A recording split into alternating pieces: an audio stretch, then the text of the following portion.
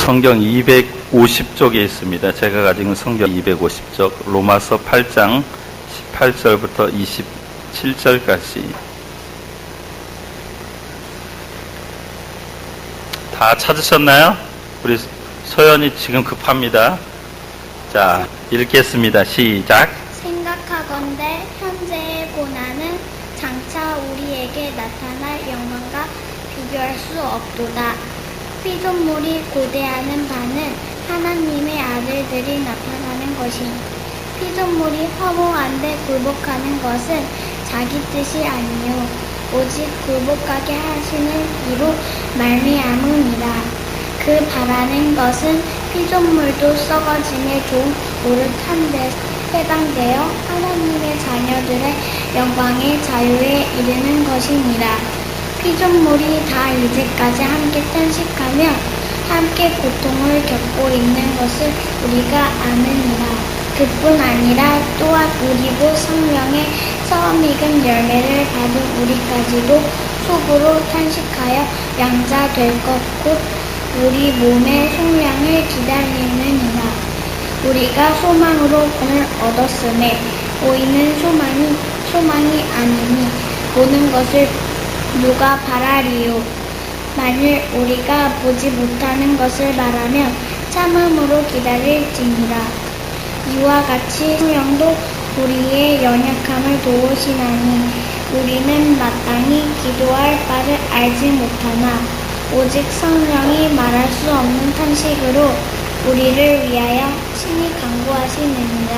마음을 살피시는 이가 성령의 생각을 아시나니 이는 성령이 하나님의 뜻대로 성도를 위하여 간구하심이니라. 아멘. 아멘.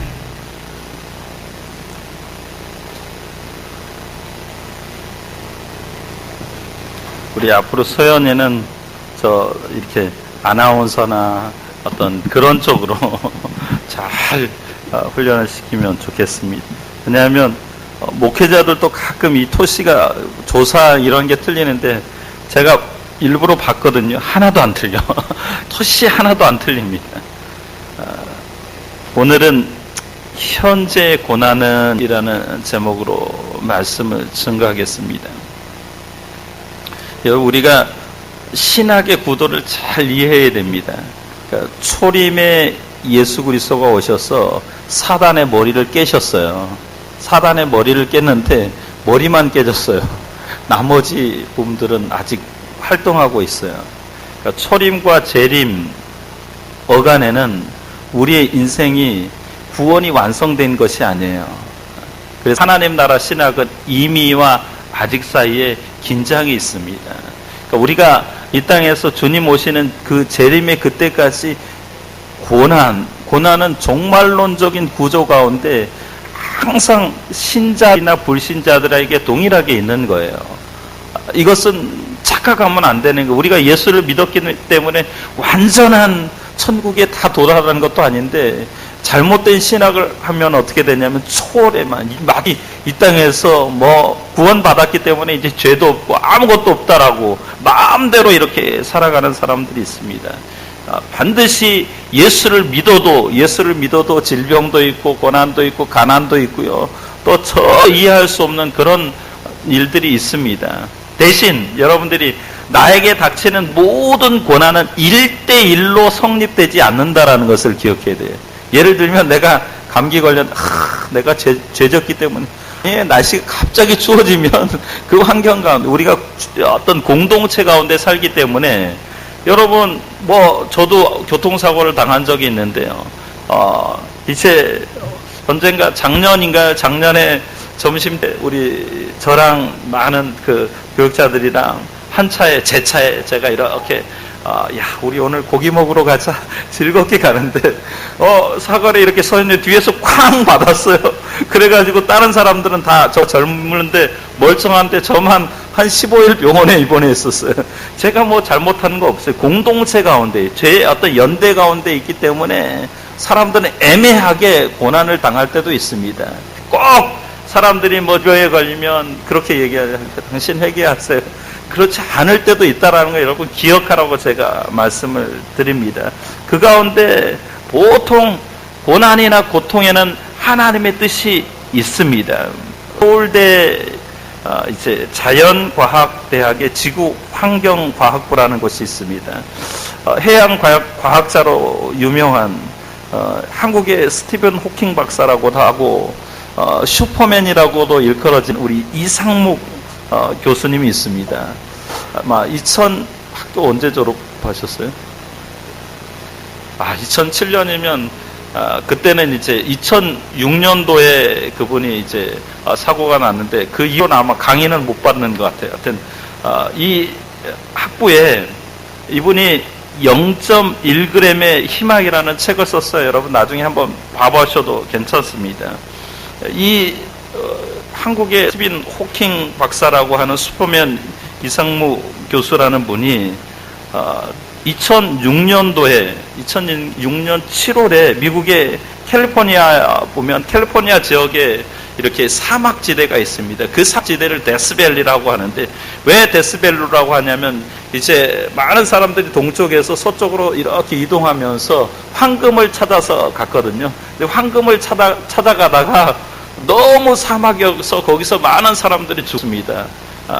그래서 데스밸리라고 하는데 그 데스밸리 사막에서 지질 조사를 하다가 그만 자동차 사고가 났습니다. 그 사고에서 차가 전복되는 바람에 이제 이 목의 뼈의 네 번째 부분이 이제 신경이 눌리게 돼서 목 아래 모든 부분들이 다 전신 마비가 되었습니다. 그리고 교수님과 함께 차였던 제자 5명 중에 당시 24살이는 이혜정이라는 대학원생이 현장에서 숨을 거두었습니다. 즉사했죠. 자동차 전복 사고 후에 손가락 하나 움직일 수 없는 자신의 처지, 얼마나 비관적이겠어요. 입장을 바꿔놓고 생각을 해보세요. 젊은 나이에 자신 때문에 어떤 지질학 조사 때문에 이제 세상을 떠난 그 제자 생각에 괴로운 날을 보냈습니다. 그리고 이제 LA의 어떤 재활센터에서 그가 재활훈련을 했는데 그때 마침 이제 재활훈련을 하고 한국으로 돌아오는데 전혀 알지 못했던 같은 대학의 동료 교수가 자신이 받은 경암학술 상금 1억 원을 이상묵 교수님에게 전달해 줬습니다. 그것을 전달받은 이상묵 교수님은 용기를 냈죠. 그리고 힘든 재활의 시간을 견뎌내서 드디어 이제 이상묵 교수님은 특수 제작된 휠체어를 타고 강단으로 복귀를 했습니다. 근데 그 특수 제작된 휠체어가 이게 목 위만 움직일 수 있고 나머지는 다 마비되어 있으니까 얼마나 힘들겠습니까? 그럼에도 불구하고 전혀 굴복하지 않았습니다. 휠체어를 타고 웹서핑을 하며 힘들게 논문을 써나갔지요. 그리고 전화와 컴퓨터 휠체어를 연결해서 전화도 직접 걸고 받았습니다. 근데 이상묵 교수님은 사고를 당해 이제 전신마비 그런 어떤 장애인이 되었지만 결코 좌절하지 않겠다라는 마음을 먹었습니다. 그러면서 이렇게 얘기하죠. 나처럼 손끝 하나 움직일 수 없는 사람에게 이렇게 생활할 수도 있구나. 이런 희망을 보여주고 싶다고 말했습니다. 이제 교수님은 또 다른 희망을 나눠주려고 하는데 뭐냐면 자신의 제자 이름을 딴 이혜정 장학기금을 마련해서 자신이 사재 5천만 원을 털었고요. 또 동료 교수가 전달해준 1억을 모아가지고 이제 장학기금을 만들었습니다. 그러면서 이상묵 교수님이 이렇게 이야기하죠. 지금까지 얼굴 한 번 보지 못한 분들에게 도움을 많이 받았습니다. 그래서 지금처럼 활동할 수 있게 되었습니다. 이제는 내가 다른 사람을 위해서 나눌 때입니다.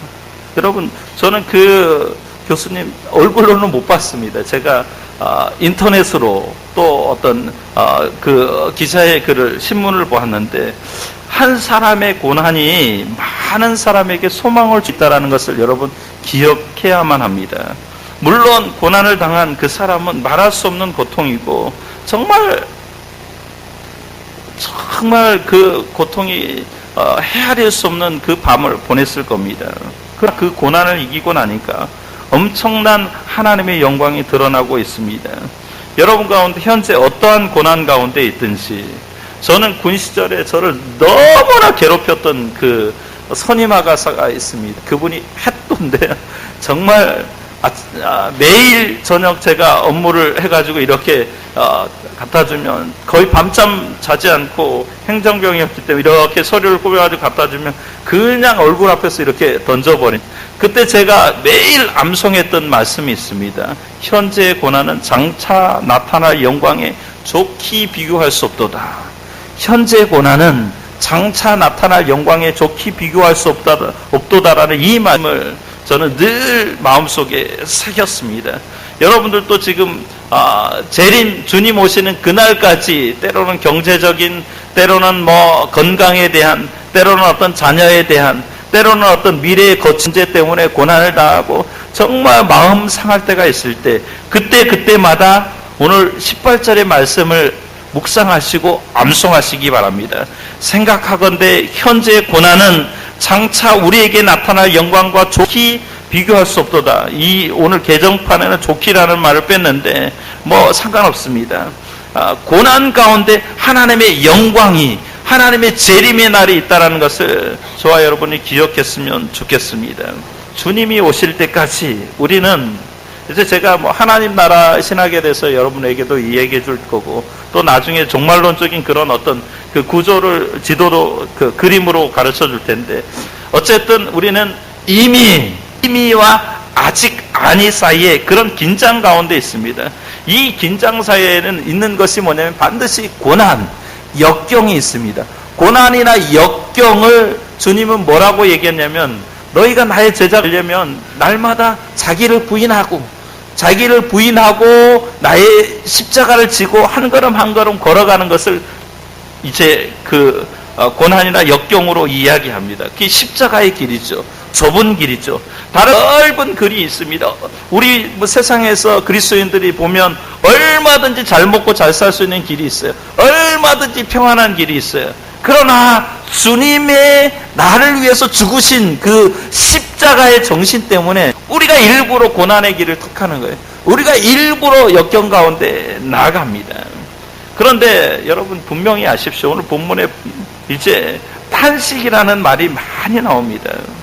누가 피조물에 고대하는 바가 있고요, 탄식이 있는데, 여기 피조물이 누구인지 오늘 19절 말씀, 피조물이 고대하는 바는 이라고 얘기하는데, 여러분 이 피조물을 알기 위해서는 세상은 두 가지 세상의 존재는 뭐냐면 영적인 세계가 있고요, 이 세상 안에는 영적인 그런 세계, 물질적인 세계가 존재합니다.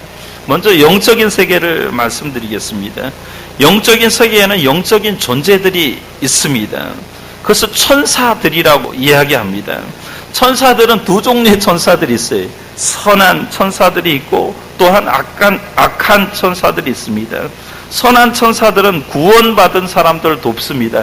히브리서에 보면 그 천사에 대해서 나옵니다. 구원받는 사람들을 돕는 역할을 하는 게, 그렇기 때문에 저는 그런 것을 경험했습니다. 여러분 정말 피곤할 때, 운전할 때, 잠깐 졸 때, 그냥 트럭이 쫙 지나갈 때, 소름이 끼칠 때, 그때 하나님의 천사가 우리를 안아주십니다. 또 사고 날 때 정말 우리가 우리의 힘으로, 인간적인 힘으로 옴짝달짝 할 수 없을 때, 그때 천사들이 우리를 안는 것을 경험합니다.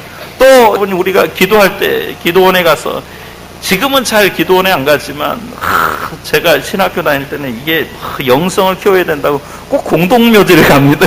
공동묘지에 가서 이 파인 무덤에 가서 이렇게 기도하면 또 영한다고 그래가지고 거기서 이렇게 기도하는데, 혼자 기도하는데 얼마나 무섭습니까?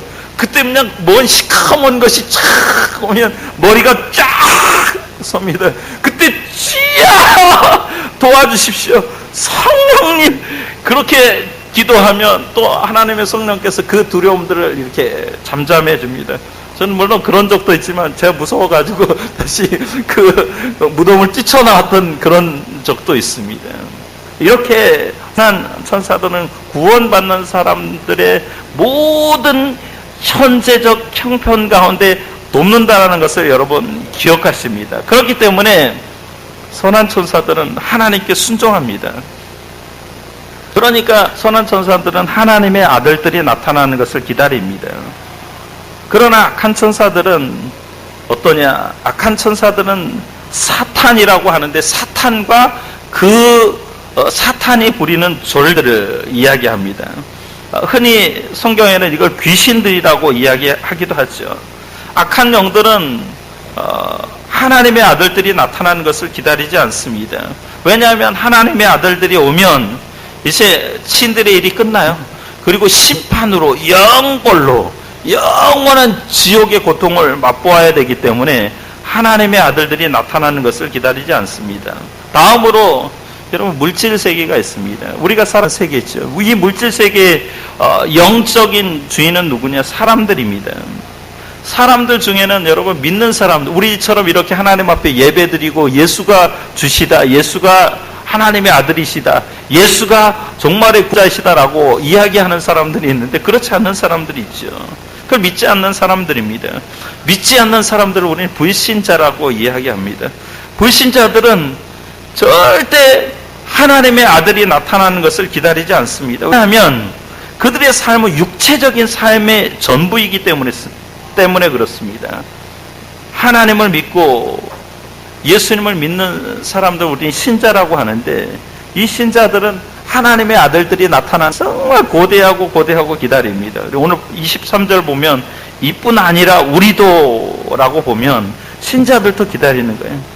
그러니까 피조물과 우리 즉 신자들을 구분하고 있는데 피조물들은 뭐냐? 여기 나온 피조물들은 자연 만물과 인간과 천사들을 다 포함하는 거예요.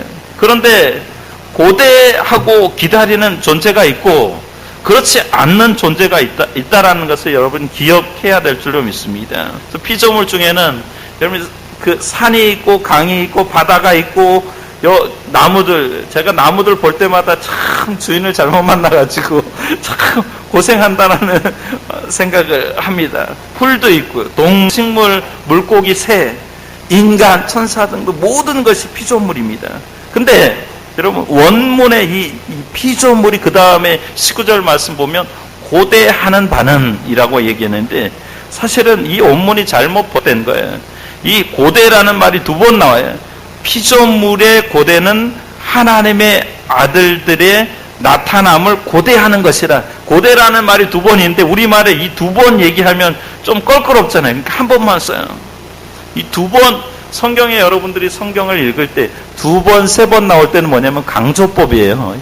히브리 언어 가운데, 헬라 언어 가운데 특별히 지금 강조하고 있는 피조물이 지금 고대하고 있는 것은 이야기하고 있는 거예요.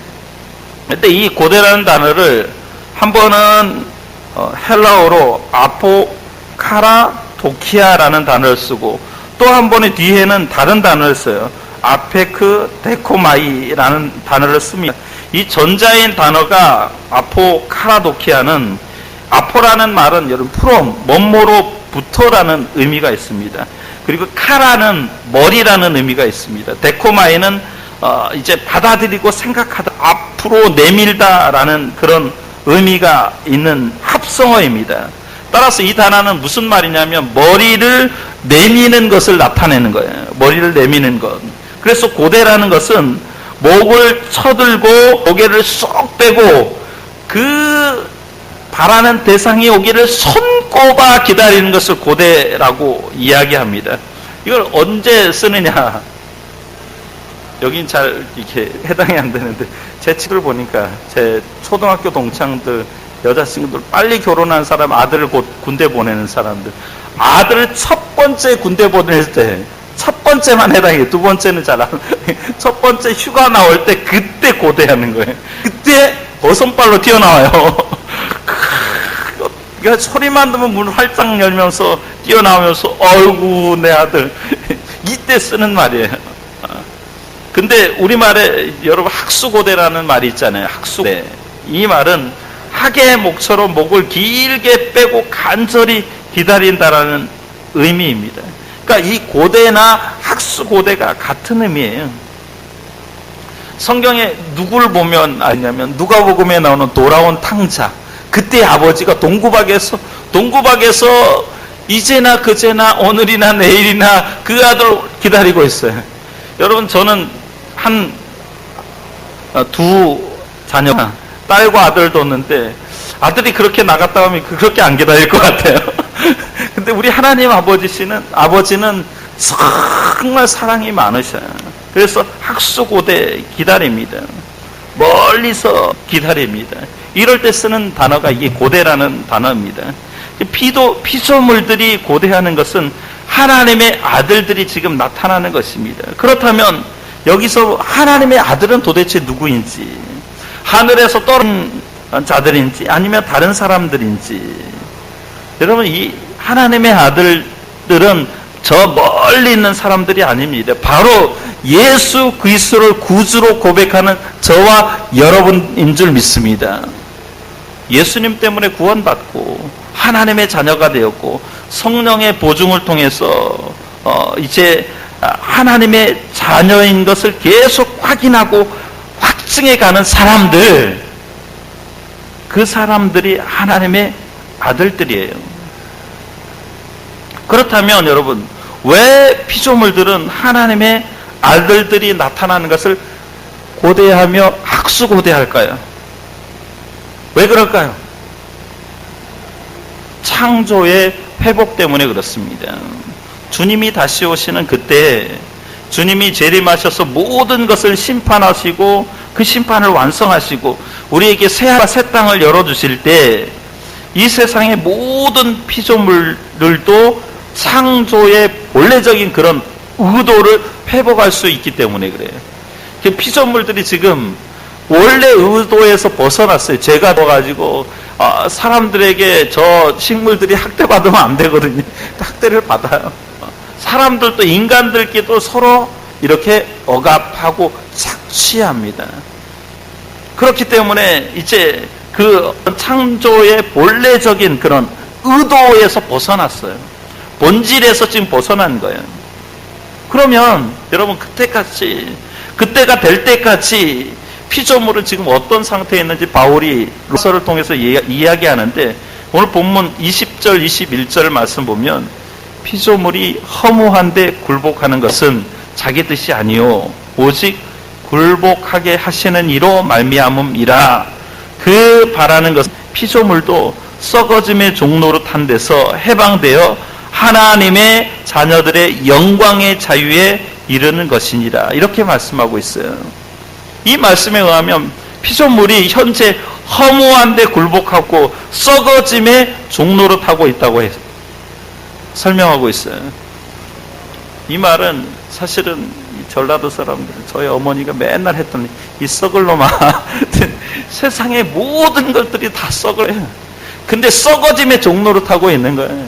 여러분 우리가 돈을 어마어마하게 벌어도 내가 그 돈 한 푼이라도 가지고 갈 수 있습니까? 없어요. 있을 때만. 모든 사람이 지금 허무한데 굴복하고 있고 썩어짐의 종로로 타고 있는 거예요. 그런데 그것이 사람의 뜻이 아니라는 거예요. 자기 뜻대로 된 것이 아니라 하나님의 뜻에 의해서 그렇게 했다고 말씀합니다. 그런데 우리가 언제까지 허무한데 굴복합니까? 하나님의 본래적인 그 의도가 이제 계획이 완성되었을 때까지입니다. 허무라는 말은 피조물이 본래의 의도를 이루지 못하고 있는 상태를 설명하고 있는 단어예요. 자, 제가 좀 쉽게 여러분에게 설명하겠습니다. 하나님이 세상을 창조하셨어요.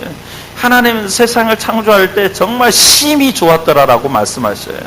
그런데 이 심히 좋은 세상을 하나님이 누구에게 대리청정하도록 만들었냐? 인간에게 이제 이 세상을 다스리라고 권한을 주셨어요. 하나님 대신 인간이 세상을 지금 다스리게 된 거예요. 인간은 하나님 대신에 세상을 다스렸고 피조물이 인간에게 복종하도록 하나님이 그렇게 지었어요. 그런데 문제가 뭐냐? 도중에 인간이 죄를 짓는 거예요. 죄를 지음으로 하나님과의 관계가 이그러지고 깨어지고 또 인간과 피조물 사이의 관계가 깨어져 버린 거예요.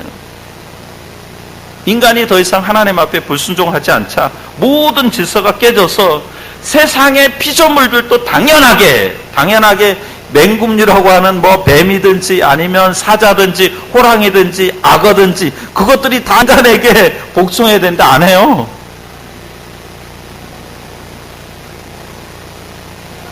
그래서 창세기에 인간의 타락 후에 피조물에게 생길 변화에 대해서 창세기 3장 17절 18절에 이렇게 말씀합니다. 땅이 모든 피조물을 대표하는 거예요. 땅은 너로 인하여 저주를 받고 너에게 가시덤불과 엉겅퀴를 낼 것이다. 이렇게 말씀합니다. 땅을 가꾸면 땅은 인간에게 좋은 것을 풍요한 열매를 주어야 되는데 그렇지 못하는 거예요. 전혀 의도하지 않던 가시덤불과 엉겅퀴를 줍니다. 이거 농사 지어본 사람들 알아요. 시골에 살아본 사람들. 고추 심으면 고추만 나면 얼마나 좋아. 근데 그놈의 아카시아 이렇게 그 무덤에 풀 이렇게 깎으려고 하잖아요. 그럼 그 무덤에 웬 풀만 자라면 좋은데 거기 그 아카시아 뿌리가 해가지고 그 뿌리를 자르는데 다 잘라내고 거기다 소금을 쳐도 그래도 또 자라요. 가시덤불 엉겅퀴가 자라게 되어 있습니다. 이 모든 것이 인간의 죄 때문입니다. 인간의 죄로 말미암아서 인간이 자연과 함께 형벌을 받게 된 거예요. 여러분 창조 때부터 인간과 자연은 공동체적인 그런 의존 관계에 속했습니다. 그런데 인간은 자연에게 해를 계속 입히고 자연 역시 인간 향해서 해를 주는 것이 반복되는 거예요. 원래 자연 만물은 인간에게 이롭게 창조되었지만 인간이 타락함과 함께 형벌을 받아서 이제 인간에게 도전하는 그런 환경이 되어버린 거예요. 그래서 여러분 좀 자연의 이상 기온들, 태풍, 가뭄, 홍수, 지진, 그런 지구 온난화, 이 모든 것은 피조물이 지금 허무한데 굴복하는 것과 같은 그런 썩어짐의 종로를 탓을 보여주는 거예요.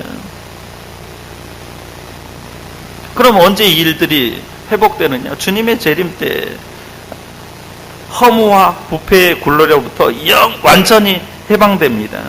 그때 우주 만물은 완전한 영광과 자유를 얻게 됩니다. 그러니까 피조물들이 지금 고대하는 거예요. 하나님의 아들들이 나타나기를. 로마서의 다른 언어로 얘기하면 이방인의 충만한 수가 차기를 지금 기다리는 거예요. 그러니까 우리가 전도하는 것이 뭐냐면 그때를 앞당기는 거예요. 그러니까 엄청나게 하나님 나라에 기여하는 거예요. 한 사람, 한 영혼이 천하보다 귀하다라는 말씀이 거기에 담겨져 있는 겁니다. 뿐만 아니라 피조물만 탄식하는 게 우리 신자들도 탄식해요. 오늘 23절 말씀 보면 그뿐 아니라 우리 곧 성령의 처음 익은 열매를 받은 우리까지도 속으로 탄식하며 양자될 것, 곧 우리 몸의 속량을 기다리느니라. 그러니까 신자들도 우리들도 탄식과 그 기다림 가운데 살고 있습니다. 우리는 이미 구원을 받았어요. 하나님의 자녀입니다.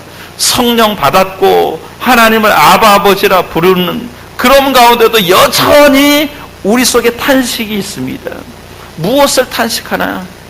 우리가 지금 구원받았고 하나님의 자녀가 되었고 성령의 사람이 되었지만 여전히 악하다라는 거예요. 여전히 죄의 유혹에 넘어간다라는 거예요. 여전히 욕심 가운데 살고 있다라는 것을 지금 탄식해야 하는 겁니다. 우리는 신령한 몸으로 부활할 것이 예약되어 있는 사람이지만 연히 우리 몸이 아프기도 하고 또 질병에 시달리기도 합니다. 그래서 제가 서두에 말씀드렸잖아요. 죄와 악에서 완전히 해방되지는 않은 겁니다. 그래서 우리는 우리 몸의 속량을, 우리 몸의 부활을, 주님의 재림을 간절히 기다리는 사람들입니다. 그렇기 때문에 그 간절히 기다리는 가운데 탄식이 있는 거예요. 그런데 우리의 탄식으로 완전하지 않습니다. 26절 말씀 보면 성령님이 탄식한다고 얘기합니다.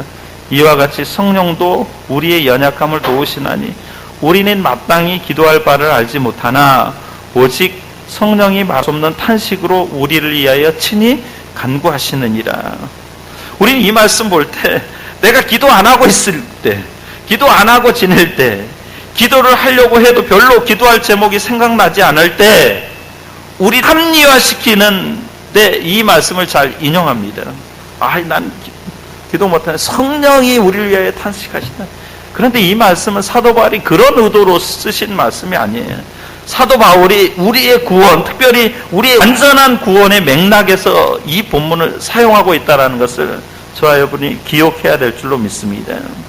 우리가 마땅히 기도할 바를 알지 못할 때가 있습니다. 무엇을 위해 기도해야 할지, 나 이렇게 기도하고 있는데 과연 이것이 하나님의 뜻인지, 나는 이것이 하나님의 뜻이라고 생각하고 기도하고 있었는데, 여러분, 하나님은 나에게 다른 것을 주실 때가 많습니다. 그렇죠? 내가 원하지 않는 것들을 하나님이 이거 선물이다라고 주실 때가 많습니다. 이런 우리에게 사단은 이렇게 유혹합니다. 야, 너 가만 보니, 이제 보니 너는 기도할 줄도 모르네? 내가 만일 하나님의 자녀라고 하면, 하나님의 자녀라고 한다면 기도할 줄 모르겠느냐? 자녀는 당연히 아버지에게 무엇을 요청해야 될지 안다. 자녀가 집에 들어가면서 문 어떻게 열어요? 비밀번호 가르쳐주세요. 그렇게 얘기하지 않잖아요. 내가 지금 하나님 아버지에게 무엇을 구해야 할지 모르는 것을 보니까 너는 지금 하나님의 자녀가 아니다. 세상에는 모든 부모 자녀 관계를 보아라. 자녀는 모든 게 당연하잖아. 근데 너는 당연하게 구하지 않잖아. 그러니까 너는 하나님의 자녀가 아니지 않느냐. 그것을 사단이 우리 귀에 대고 속삭입니다. 그러나 이때에도 성령님은 우리를 위해서 기도하십니다. 하나님의 뜻을 가장 정확히 알고 계시는 성령님은 우리를 위해 말할 수 없는 탄식으로 기도하고 계시며, 여러분, 성령님의 기도는 반드시 이루어지는 줄 믿습니다. 근데 성령님의 기도 가운데 가장 오늘 본문에 바울이 이야기하고 싶은 핵심적인 가장 중요한 기도의 내용은 뭐냐면 우리의 최종적인 구원을 위해서 지금 성령님이 탄식하고 있다는 겁니다. 여러분 믿습니까? 우리의 최종적인 구원은 우리 자신에게 달려있는 것이 아니라 성령님의 탄식 기도 가운데 달려있다는 것을 이야기하는 겁니다.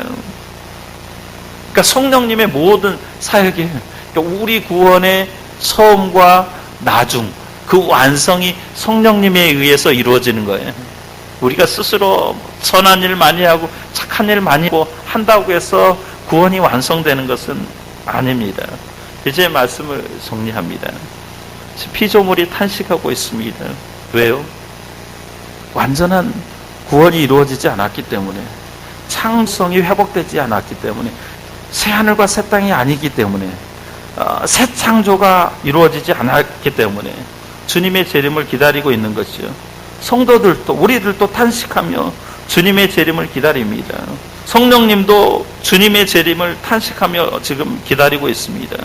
그리고 피조물들도, 성도들도, 성령님도 장차 우리에게 나타날 영광을 기다리며 지금 여러분에게 당하고 있는 그런 현재 고난을 이기라고 지금 바울이 이야기하고 있습니다. 사랑하는 성도 여러분, 여러분 무엇을 소망하고 있습니까? 어떤 소망이 있기에 현재 고난을 믿음으로 이기고 있습니까? 고난에는 반드시 뜻이 있습니다. 여러분, 고난에는 뜻이 있습니다. 그리고 그 고난 가운데 하나님의 비밀이 숨겨져 있고 하나님의 선물이 담겨져 있다는 걸 기억하십시오. 피조물들이 탄식하는 가운데 성도들도 탄식하고 성령님도 탄식합니다. 왜요? 장차 주님이 재림하실 때 우리의 구원의 완성을 위해서 탄식하고 있습니다. 그러므로 우리의 남은 시간들을 여러분 성령님께 맡기는 저와 여러분이 되시기를 예수 이름으로 축원합니다. 그냥 고난 그대로 인정하십시오. 속상한 부분들 다 하나님 앞에 내려놓으시고 하나님께서 하실 것을, 하나님께서 우리 구원을 완성하시고 우리 구원을 책임지실 것을 믿고 나아가는 저와 여러분들 되시기를 예수 이름으로 축원합니다. 기도하겠습니다.